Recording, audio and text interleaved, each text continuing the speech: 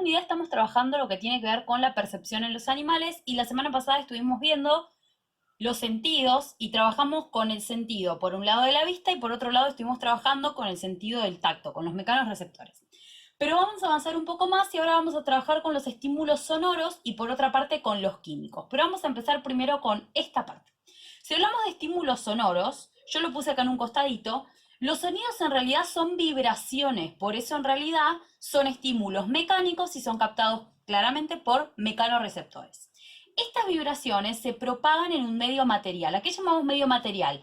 Tiene que ser un medio en donde los sonidos puedan pasar. Por ejemplo, podría ser la madera, por ejemplo, podría ser el agua, por ejemplo, podría ser el aire. Esos son medios en donde el sonido se propaga o se transmite. En algunos más rápido y más claro, y en otros un poco más lento y con más dificultad.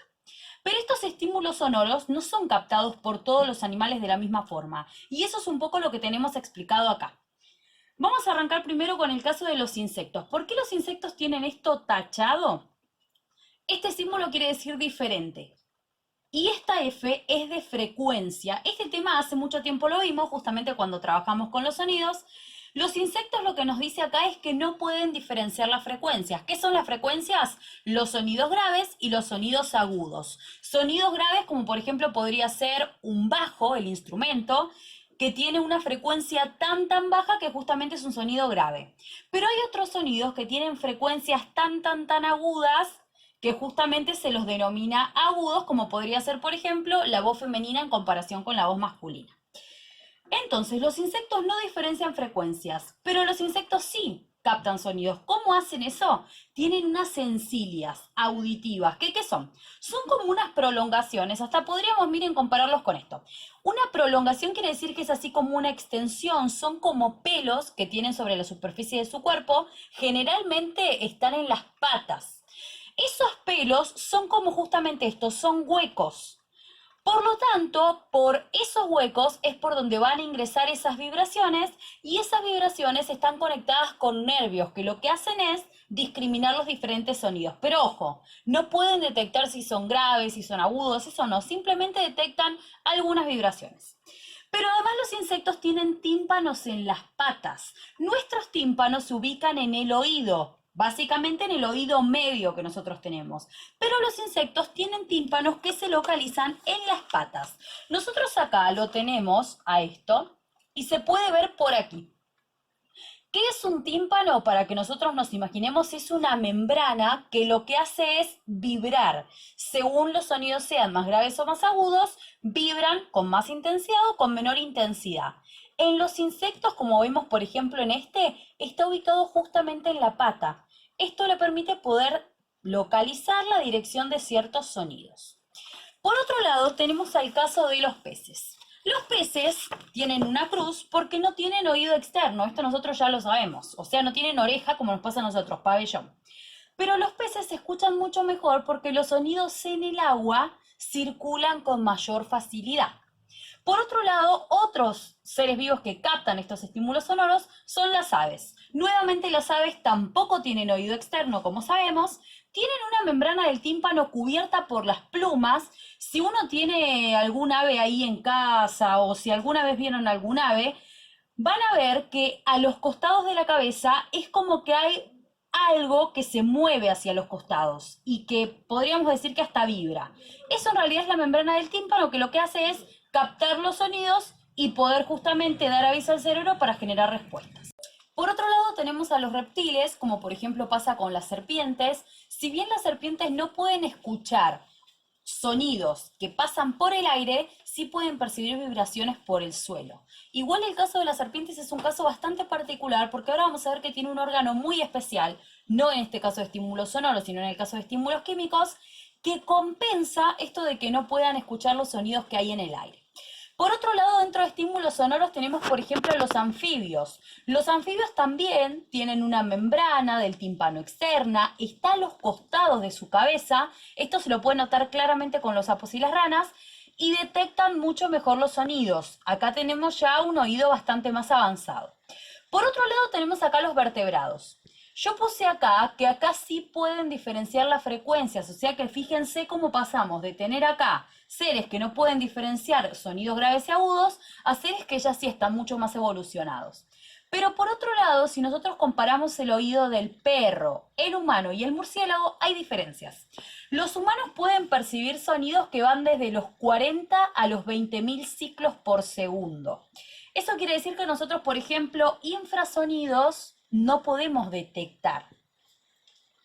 Pero por otro lado tenemos al perro, que el perro tiene una mayor audición que sucede con los humanos. Y mayor aún es el caso de los murciélagos. Si bien los murciélagos en su mayoría no son ciegos, sino que lo que presentan es una visión reducida, sí es una realidad que detectan mucho mejor los sonidos que el perro y mucho mejor que los humanos. En el caso del perro inclusive, seguramente habrán escuchado hablar, o quizás si llevan a entrenar a sus perros lo saben, tienen un silbato al que los perros responden, sin embargo para el oído humano es prácticamente inaudible. Eso justamente está determinado por esos infrasonidos y ultrasonidos de los que hablamos. Los perros detectan esos ultrasonidos, nosotros la realidad es que no, porque ya superan el nivel auditivo que nosotros tenemos. Pero quiero que nos quedemos con el oído humano y yo para eso hice este pequeño apunte. El oído humano está formado por tres partes, podríamos decir. El oído externo, el oído medio y el oído interno. Este oído externo es el que capta y concentra las ondas sonoras, o sea, llega el sonido y van a ingresar esos sonidos por el pabellón, por lo que vamos a decirlo nosotros oreja, y va hasta la zona del tímpano, que era esa membrana que vimos hace un ratito. Una vez que ya ingresó el sonido y que ya está en el tímpano que va a empezar a vibrar, lo que va a pasar es que el sonido va a pasar al oído medio. El oído medio es donde se amplifican las ondas. Esas ondas tienen que aumentar su volumen, podríamos decir, para que luego pasen a la siguiente parte del oído. Ese oído medio está formado por tres huesos muy pero muy pequeños que se llaman martillo, yunque y estribo. Y por último, una vez que las ondas estas se han amplificado, van a pasar al oído interno, en donde ya se va a diferenciar su frecuencia, la fuente sonora, si proviene de un animal o de donde provenga, pero además este oído interno posee estructuras que son las que detectan las vibraciones y son las estructuras que van a hacer propiamente la acción de escuchar. Y ahí se encuentra un órgano que se llama cóclea. Por eso quizás habrán escuchado que hay gente que necesita implantes cocleares. Eso quiere decir que no escuchan o que están teniendo dificultades para hacerlo. Ya estuvimos trabajando con los estímulos sonoros y ahora vamos a continuar con los estímulos químicos. Pero antes vamos a hacer una diferenciación, porque dentro de estímulos químicos hay dos sentidos que vamos a ver. Uno es el gusto, el otro es el olfato.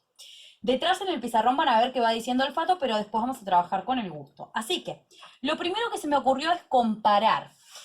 Si analizamos, primero vamos a ver que hay una semejanza entre el gusto y el olfato, que es que son estímulos, obviamente químicos, captados por quimioreceptores, tanto el gusto como el olfato. Pero acá empiezan algunas diferencias. En el caso del gusto, las sustancias se disuelven en saliva. Y en el caso del olfato también se disuelven, pero se disuelven en el mucus o en el moco, es lo mismo. Por otro lado, en el caso del gusto, la detección es por contacto directo.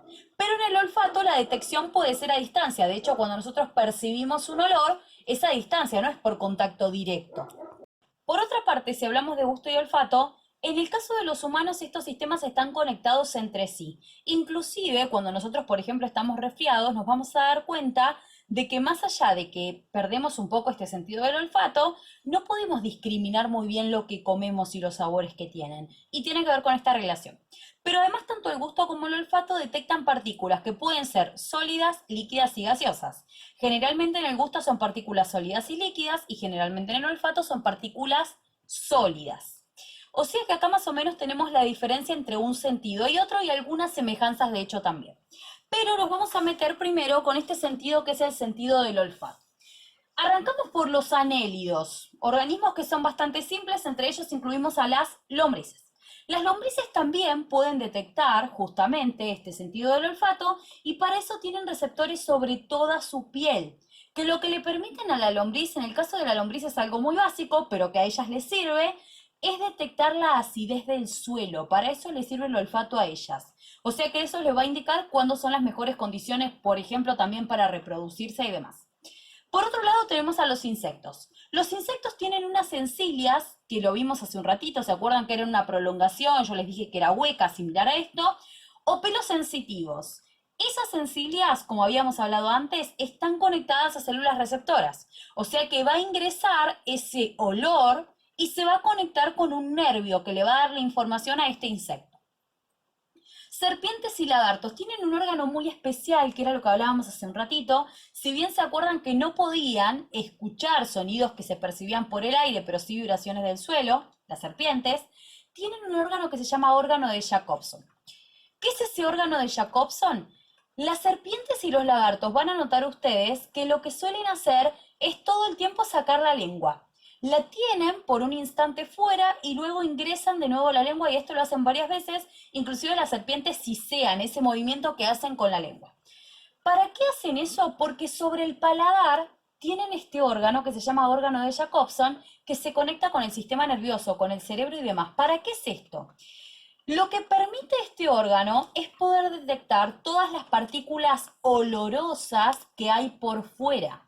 Entonces, de esa manera, cuando la serpiente o los lagartos sacan la lengua, perciben todas las partículas olorosas que hay por fuera, y de esa manera, cuando la ingresan, sube la lengua y toca este órgano, el cerebro empieza a generar las respuestas de la información que recibieron.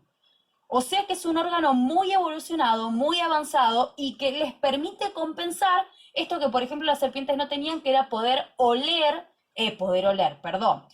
sentir sonidos que están en el aire. Por otro lado, si hablamos de mamíferos, anfibios, reptiles, aves y peces, tienen papilas gustativas distribuidas en su lengua y en algunos casos sobre su faringe. Nosotros simplemente las tenemos sobre la lengua, en el caso de nosotros mamíferos.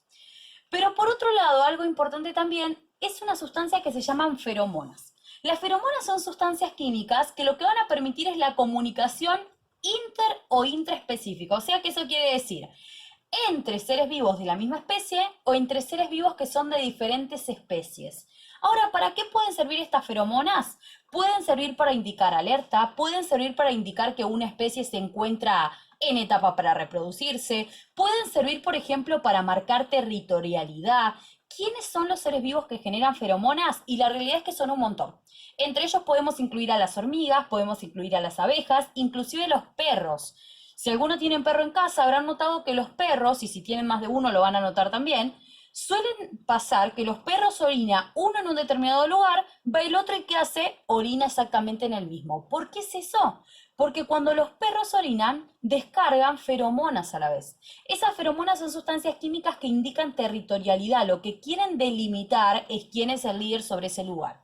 Pero, por ejemplo, en el caso de las abejas y las hormigas, les puede indicar a dónde está una fuente de alimento, pueden indicar entre ellas si hay una situación de alarma y si es necesario, por ejemplo, huir. O sea que estas feromonas están muy relacionadas con el sentido del olfato y tienen por función la comunicación social, y son muy necesarias de hecho. Antes de arrancar con los estímulos químicos y con el gusto, quiero que revisen, porque en el caso anterior estaba mal escrito lagarto, así que no escriban largato, escriban lagarto, como corresponde. Si alguno retrocede el video, se va a dar cuenta de eso. Continúo con estímulos químicos, gusto.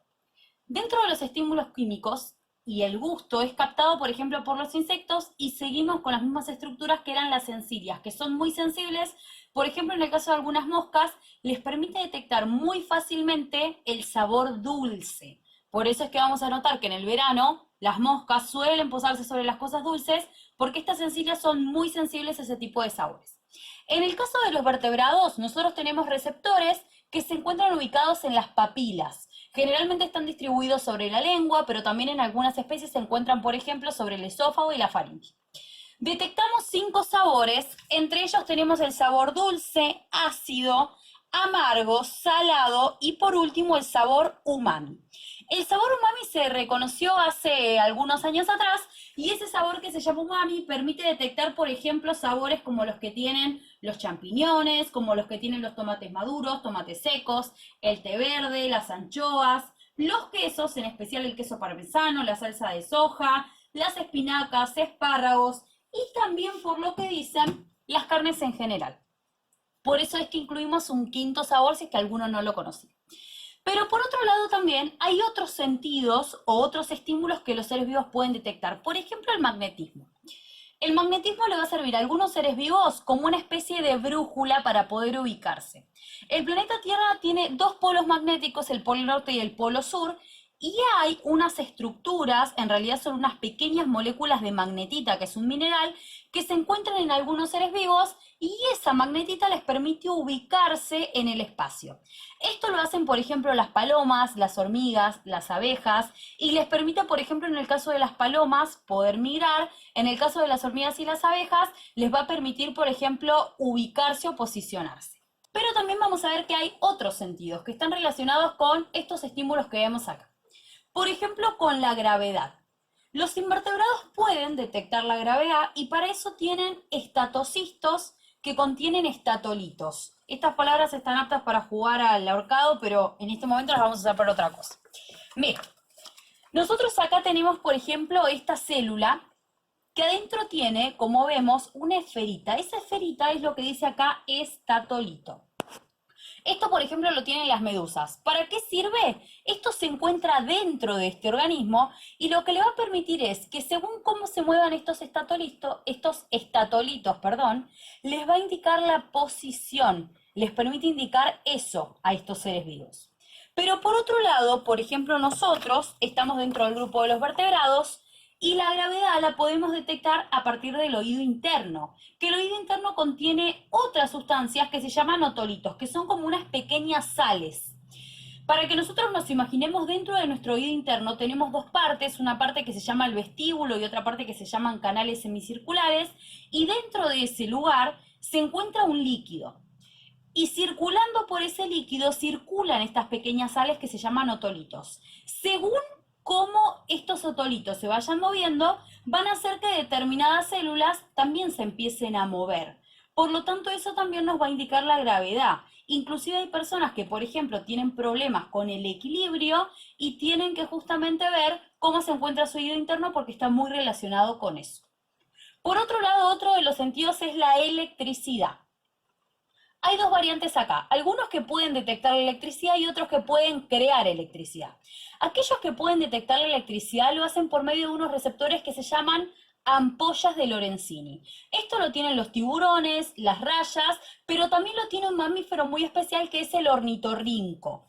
Yo no sé si se llega a apreciar en esta imagen, lo voy a acercar lo más posible. Acá tiene, este es un tiburón y tiene unas pequeñas, unos muy pequeños orificios. En esos pequeños orificios, lo que tenemos justamente son las ampollas de Lorenzini. ¿Qué permite eso? Permite que detecten la electricidad de otros seres vivos. Es por eso que el tiburón es un animal muy astuto, porque hasta puede percibir cuando se mueve un músculo de una aleta de un pez, porque esas ampollas de Lorenzini son muy sensibles para detectar la electricidad. Consideremos que los seres vivos usamos electricidad dentro de nuestro cuerpo, inclusive, por ejemplo, nosotros, porque el corazón funciona a partir de eso. Pero también hay otros seres vivos que lo que hacen es crear electricidad o campos eléctricos. ¿Para qué les sirve eso? Dos cosas. Les puede servir para crear imágenes, o sea, un panorama de lo que hay a su alrededor, pero también les puede servir para defenderse, como por ejemplo pasa con las rayas y con las anguilas. ¿Se puede llegar a matar cuando generan su propia electricidad? Que siempre preguntan eso. No, la realidad es que no. Si bien generan un campo eléctrico lo suficiente como para defenderse, no suele ser tan intenso como para poder matar. Por último, tenemos el último sentido, que es la temperatura. Este es un caso muy especial y tiene que ver con las serpientes. ¿Por qué? Porque, por ejemplo, las serpientes pueden detectar de dónde proviene el calor, de un objeto o de un cuerpo.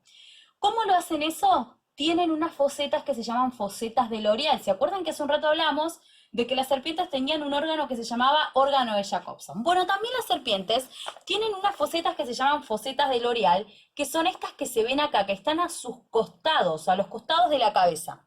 Son unos pequeños orificios, que esos pequeños orificios funcionan como receptores del calor. Eso indica que las serpientes no solamente vieron, que dijimos hace un ratito, que sacaban la lengua constantemente para percibir sabores y olores, sino que también pueden detectar a partir de esas fosetas la fuente que va a generar ese calor. Por lo tanto, es mucho más fácil poder percibir si hay una presa cerca o inclusive si hay un depredador y poder defenderse. O sea que hasta acá ya tenemos vistos todos los sentidos, pasamos desde el principio por el sentido que tenía que ver con la vista, pasamos por el sentido que tenía que ver con el tacto, hoy estuvimos trabajando con el olfato, con la audición, estuvimos trabajando también con el gusto y por último con otros sentidos que son muy particulares, pero no quiere decir que sean menos importantes, sino que también sirven en la percepción de los estímulos.